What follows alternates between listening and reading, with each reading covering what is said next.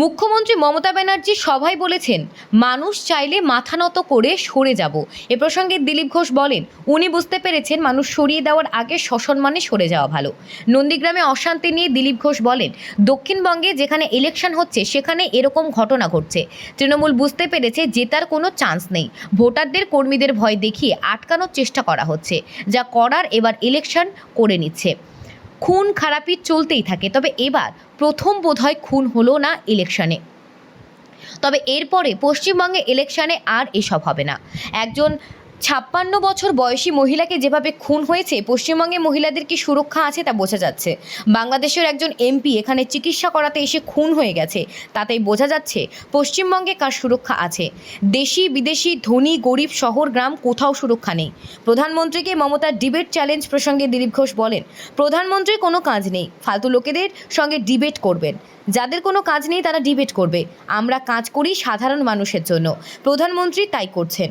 দিলীপ ঘোষ আর কি বললেন আমরা দেখে নেব। সবাই বলছেন মানুষ চাইলে মাথা নত করে সরে যাবো। মমতা ব্যানার্জি এই কথা প্রকাশ্যে বলছেন, তাহলে কি কোথাও এক্সিট রুট খুলছেন কি ভাবছেন? উনি বুঝতে পেরেছেন সরিয়ে দেওয়ার আগে সসম্মানে সরে যাওয়া ভালো।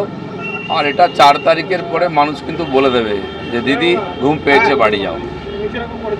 নন্দীগ্রাম তো এখনো চলছে। ইলেকশন যেখানে যেখানে হচ্ছে দক্ষিণ বাংলায় সব জায়গায় গন্ডগোল করার চেষ্টা হচ্ছে, কারণ টিএমসি জেতার কোথাও চান্স নেই। গন্ডগোল করে ভয় দেখিয়ে ভোটারদেরকে, আমাদের কর্মীদের যাতে না বেরোয়, লোকে ভোট না দেয়, কিন্তু এইসব করে কিছু আটকাতে পারবে না। এই হিংসা ফিংসা যা করার এইবার ইলেকশন করে নিচ্ছে, এরপরে আর পশ্চিমবাংলায় কেউ এরকম করতে পারবে না। বিজেপি কর্মী খুন হয়ে গেল, খুন খারাপি কিন্তু চলতেই থাকে। এই প্রথম বোধহয় খুন হলো এবারে ইলেকশনকে কেন্দ্র করে। খুন খারাপি হয়নি, শান্তি ছিল। ইলেকশনের আগে ওরা খুন করেছে একজন 56 বছরের মহিলাকে, যেভাবে নৃশংসভাবে হত্যা করা হয়েছে। তো পশ্চিমবাংলায় মহিলাদের কী সুরক্ষা আছে এটা বোঝা যাচ্ছে। সম্মান প্লাস আপনারা শুনেছেন বাংলাদেশের একজন এমপি এখানে ট্রিটমেন্ট করতে এসেছিলেন, তিনিও খুন হয়ে গেছেন নিউ টাউনে। তো পশ্চিমবাংলায় কার সুরক্ষা আছে? দেশি বিদেশি, স্ত্রী পুরুষ, গরিব ধনী, শহর গ্রাম, কোথাও সুরক্ষা নেই। সেটা বারবার প্রমাণ হয়ে যাচ্ছে। সাধারণ মানুষ এটা বিচার করুক। ইলেকশন কমিশনের সক্রিয়তা সেটা কি কম আছে? এরা ইলেকশন কমিশনের সক্রিয়তা আছে বলে প্রত্যেকটি মানুষ ভোট দিয়েছে। কেউ বলতে পারেনি আমাকে ভোট দিতে দেয়নি। কিন্তু সাধারণ আইন শৃঙ্খলা রক্ষা করার কাজ তো ইলেকশন কমিশনের নয়। তার জন্য পুলিশ প্রশাসন তো রয়েছে, তারা তার চলে যায়নি কোথাও, তারা ঘুমিয়ে পড়েছে কি? এটা তাদের কাজ। এর আগেও ছিল, পরেও থাকবে। সেটা হচ্ছে না মানে ইচ্ছাকৃতভাবে সরকার এটা করাচ্ছে।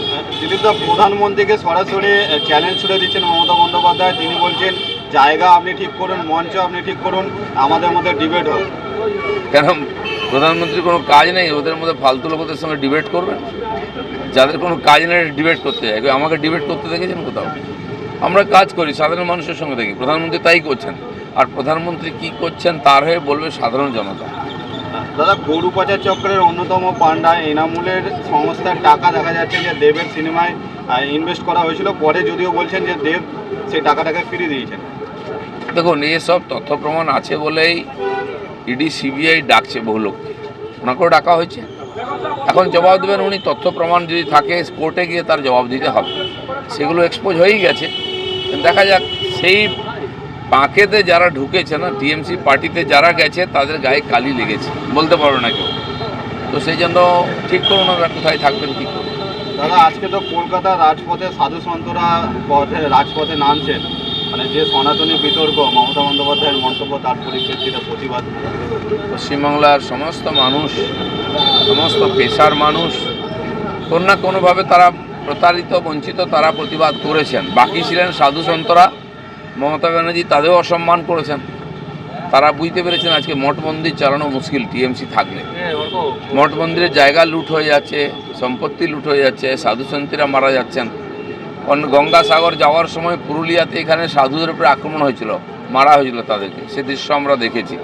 তো হিন্দু ধর্ম, হিন্দু সংগঠন, সন্ন্যাসীদের জীবনের সুরক্ষা, ধন সম্পত্তির সুরক্ষা আজকে পশ্চিমবাংলায় নাই। তাই বাধ্য হয়ে তারা রাস্তায় নামছে। দাদা, ব্যারাকপুরে বিজেপি প্রার্থী অর্জুন সিংকে খুনের হুমকি দেওয়া হচ্ছে। তাকে ফোন করে বলা হচ্ছে যে 29শে মের পর তাকে ভিড়ের মধ্যে মেরে ফেলা হবে, এবং তিনি এটা এক্স হ্যান্ডেলে প্রকাশ করেছেন অডিও সময়। দেখুন, ওখানে তো মারপিট চলতেই থাকে, ঝুট ঝামেলা।